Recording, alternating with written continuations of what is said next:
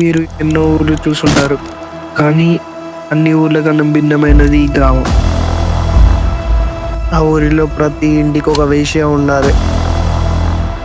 ఆ వేశ్య ఉండకపోతే ఆ గ్రామస్తులు ఒప్పుకోరు. ఎందుకంటే అది వాళ్ళ సాంప్రదాయం. ఆ పని చేయడానికి ఇంట్లో వాళ్ళకి ఇష్టం లేకుంటే ఆ ఊరికి వేరే రాష్ట్రాల నుంచి కానీ వేరే దేశాల నుంచి కానీ కొనుక్కొని వస్తారు. మీకు అలాంటి గ్రామం తెలుసుంటే కమెంట్ బాక్స్ లో కమెంట్ చేయండి. ఆ గ్రామంలో ఒక చిన్న ఇంట్లో జరిగిన కథ ఇది. ఆ ఇంట్లో వేశ్య పని చేయడానికి ఎవరు ఒప్పుకోరు. ఇది ఒక రియల్ ఇన్సిడెంట్ కథ.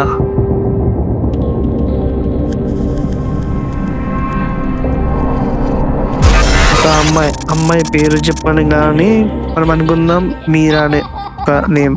అమ్మాయికి చాలా చదువుకోవాలనే ఇష్టం ఉండేది. కానీ వాళ్ళ దగ్గర చదువుకునేందుకు ఆ పైసలు లేవు.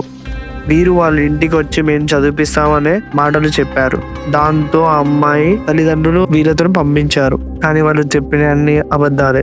మీరాని ఎట్లా చూసేవాళ్ళంటే ఒక అమ్మాయి లెక్క కూడుకొని చూసేవారు కాదు. ఎట్లా చూసేవారంటే ఒక వస్తువు కింద చూసేవారు. మీరాకి ఎడ్యుకేషన్ ఇప్పిస్తామని చెప్పి ఇప్పియకుండా ఆ ఇంటికి మాత్రమే పరిమితం చేశారు. మీరాకి ఏం చేయాలో అర్థం కాలేదు. వాళ్లకు భయపడి ఆ సంప్రదాయానికి అలవాటు పడింది. కానీ మీరా ఎప్పుడు ఆలోచిస్తూ ఉండేది, నేను ఎట్లయినా ఈ ఇంట్లో నుంచి ఈ గ్రామం నుంచి వెళ్ళిపోవాలి అని. ఆ సమయంలోనే గవర్నమెంట్ నుంచి ఒక మనిషి వచ్చాడు సర్వే చేయడానికి ఆ ఊరికి.